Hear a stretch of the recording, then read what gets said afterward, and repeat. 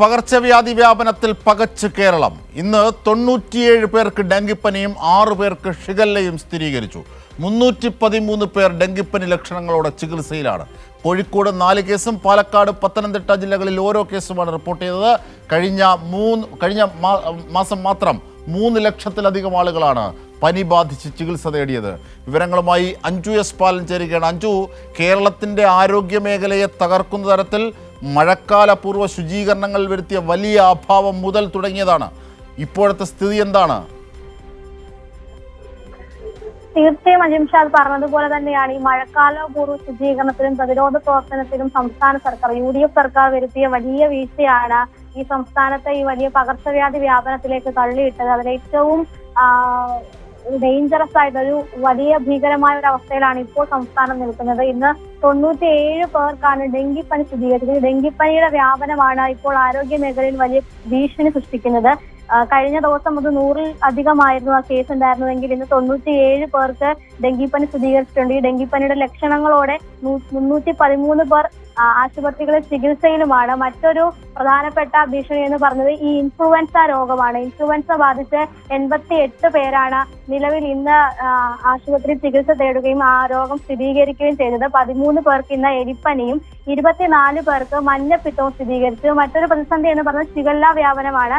Shigella വ്യാപനത്തിന്റെ കണക്ക് കുറഞ്ഞിട്ടുണ്ടെങ്കിലും അത് നിയന്ത്രണ വിധേയമായിട്ടില്ല ഇതുവരെയും. ഇന്ന് 6 പേർക്കാണ് ഷിഗല്ല സംസ്ഥാനത്ത് സ്ഥിരീകരിച്ചത്. അതിൽ 4 കേസ് കോഴിക്കോട് ജില്ലയിലും 1 കേസ് പാലക്കാടും 1 പത്തനംതിട്ട ജില്ലയിലുമാണ് റിപ്പോർട്ട് ചെയ്തത്. കഴിഞ്ഞ ഈ രോഗങ്ങൾ, ഈ പകർച്ചവ്യാധി രോഗങ്ങളെ കൂടാതെ തന്നെ വലിയൊരു പ്രതിസന്ധി സൃഷ്ടിക്കുന്നത് ഈ പനിക്ക് വേണ്ടി മാത്രം ചികിത്സ തേടിയെത്തുന്നവരുടെ എണ്ണത്തിലുള്ള വർധനവാണ്. അത് ഓരോ ദിവസവും 15,000-നും 10,000-നും ഇടയിൽ നിലനിൽക്കുന്ന ഒരു അവസ്ഥയാണുള്ളത്. കഴിഞ്ഞ ദിവസം, അതായത് ഇന്നലെ അത് 12,000 ആയിരുന്നു. ഇന്നും അതേ നിലയിൽ തന്നെയാണ് തുടരുന്നത്.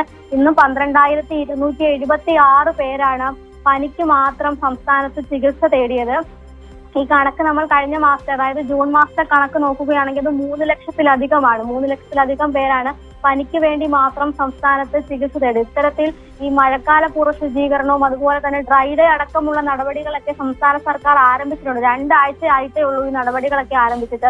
പ്രതിപക്ഷം വലിയ വിമർശനങ്ങളൊക്കെ ഉന്നയിച്ചതിന്റെ ഫലമായിട്ടാണ് ഈ ഡ്രൈ ഡേ അടക്കമുള്ള നടപടികളിലേക്ക് സംസ്ഥാന സർക്കാർ കടന്നത് പോലും. ഇത്തരത്തിൽ ഈ ഡ്രൈ ഡേ ഒക്കെ ആരംഭിച്ചിട്ട് പോലും രോഗവ്യാപനം നിയന്ത്രിക്കാൻ കഴിയുന്നില്ല എന്നുള്ളൊരു വസ്തുത വലിയ ഭീകരമായ ഒരു അവസ്ഥ സൃഷ്ടിക്കുന്നുണ്ട്. മാത്രമല്ല, ഈ രോഗവ്യാപനവുമായി ബന്ധപ്പെട്ട ഒരു ഹൈ പവർ കമ്മിറ്റി സംസ്ഥാന സർക്കാരും ആരോഗ്യ വകുപ്പ് നിയമിച്ചിരുന്നു.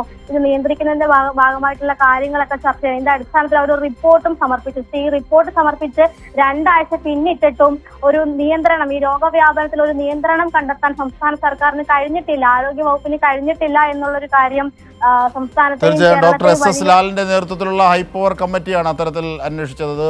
വലിയ കാര്യം പോലെ K മുരളീധരൻ മന്ത്രി പറഞ്ഞതുമാണ്. പക്ഷേ എന്തായിരുന്നാലും പനി, പകർച്ചവ്യാധിയൊക്കെ തുടരുകയാണ്, വ്യാപകമായി പടർന്നു പിടിക്കുകയാണ്. ഈ ഒരു വലിയ ദുരവസ്ഥയുടെ വിവരങ്ങളാണ് ഇപ്പോൾ കണക്കുകളിലും പ്രതിഫലിക്കുന്നത്.